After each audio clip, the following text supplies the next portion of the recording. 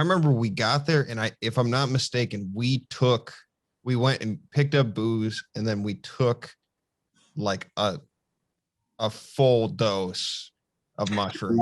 Yeah, that was like, shortly after we got there and like we loaded our stuff into the cabin. We just started with no plan as to like what we were doing for food or like. I think the plan. I mean, it was just like mushrooms was the plan. Basically, was the extent of it. I mean, I think we ate them with something. I think it was still pretty gross. It was something like I don't know, like some peanut butter and mushroom sandwiches or something. Real nice crunch to them. It was not good. I remember that. And then another friend that was with us on this trip at one point tried making a tea with it. Do you remember that? I did that. I remember that. It was fucking terrible, dude. Yeah, it was terrible because again, we didn't know what the hell we're doing, like how much to even put it, like how to do it properly. But it did where it actually like Oh, God, I like it. So yeah, if you need to take a drink of water or something to. No, do you remember? Like at least what I recall, that we didn't have any fucking. We didn't have any cooking utensils there. We didn't even have towels. So like, we did have a frying pan, didn't we? Because that ended up getting dropped in the lake. I do remember that. We had that much at least, and I think we just had like basic shit like frozen pizzas and whatever else. Because again, there was probably like even a little like store there maybe where you could buy some things, but no, we did not. We were like not well prepared at all. We were just like, we got beer and mushrooms. Like, what else do you need? For a weekend. And I remember when it started to take. I got scared immediately. You did have a little bit of a meltdown there, and it was good because Matt he did not take any, if I recall. I can't remember if he did or not, but I know that he was kind of the elder statesman, so he was kind of like looking over things, and you guys obviously had known each other longer, so he was like looking over you a little bit more. But yeah, of course, the infamous "Can I die? Can I die?" And like you and I remember looking in on you, and you like looked like you were like seriously like kind of worried a little bit. Dude, and I remember being in that room, and all like we were outside, and it was just one noise that threw me off. It was like, that was how quickly it could turn. But like this guy yelled at his dog, and we were playing Frisbee, and I had to stop. I was like, guys, I can't do this. Like I got to go inside. And then I saw all the knots in the wood. That wood was, that was tripping me out too. You saw faces, you saw looking at like, it might be textured wood. It might be. No, I was going to say like, honestly, like that has changed my kind of perception of wood, because even if you're not tripping or whatever, like if you look at like stained wood or whatever, like the grains and the pattern in the wood, they're like naturally wavy and stuff, and and then that is all just like magnified. It was all over. It was we were in a cabin, so you're just surrounded by it, and it was Dude, there was wood in my bathroom at my old house, and anytime I would be going to the bathroom, I would be like, after mushrooms, I was like always trying to see if I could still see the faces and shit. Right. Matt came in, and he had his head shaved. I just remember he turned into the Michelin Man, and it scared the shit out of me. Okay. Yeah, I can see that. And then I came into the living area. Like I remember I was sweating like profusely. Like a Michelin Man? Like was he the Michelin Man, but he still had like Matt's face, or did he like totally become like, did you think the Michelin Man was like in your bedroom trying to calm you down? I don't remember exactly, but I do remember when you and I were out. I left that room and I went into the living area, and you were in there, and I was looking at you.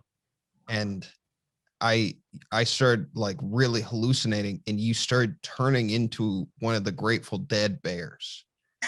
And it was one of the coolest things I'd ever seen. I could not stop looking at it. I was convinced. Pretty cool. If I could choose, something to morph into for someone's vision, that'd be up there. That's cool. But I remember you turned to me because you realized that I was staring at you, and you're like, "Hey, man." I was like, "What?" Like, can you stop looking at me? Like, and I was like, "Oh fuck!" And I didn't want to stop because it was so like you're very elfish to begin with, and Sure. like it was fucking, it was crazy. I kind of like, yeah, I mean, and since that time, I've sort of like when I've been around people who have been either like trying it for the first time or like their trip is going a little sour, I've kind of like taken it on myself to be sort of the spiritual guide, if you will, because I can handle my hallucinogens. So like even though like I'm seeing things, I can still keep somewhat of a level head about myself to like try to like relax people or make them laugh or whatever. But yeah, I mean, I remember that happening with you. You seem to come out of it pretty quick, but I just remember like Matt was hilarious because you were laying in the bed in the bedroom and you were just like on your back, like wide eyed, kind of not so different from how you are now, just like, and yeah, you like were super like serious, and just like, can I die? Like you wanted to know if you could die. And then Matt's response was like, no, you can't. You're our ride home. You can't die. Like it's not allowed. Dude, this happened to me two times on mushrooms where I would get locked in a thought pattern and I had no control over. And once was the can I die? I totally forgot about this, but like the can I die? And the second was when do we die? And it was like this concept of like death.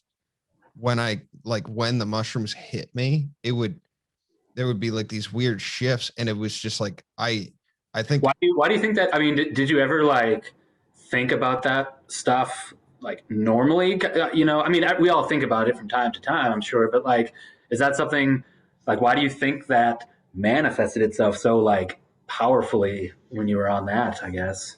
Well, in the moment and afterwards, I remember feeling really bad about it.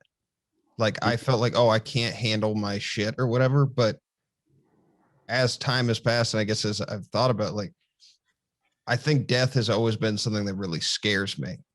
Sure. And I try not to think about it because I've lost, like when I lost Luke Johnson, like I just, it's something I don't like dealing with, and it makes me really sad. So I think like whatever is going on with those in that experience for me is it's pushing that directly at the front, and I can't, like, I need to go through that in order. Once I went through it, I was like, I got out of it, I felt good, but I had a lot of, yeah, considering like that's heavy stuff, you did like come out of that pretty good, because like that can really mess with someone, I'm sure. But it's good we're talking about this, because that is important to know, kind of how we were saying earlier, that you have to open yourself up to this experience. And it's like a lot, it's why like psilocybin and mushrooms and like MDMA and ecstasy and stuff has been used in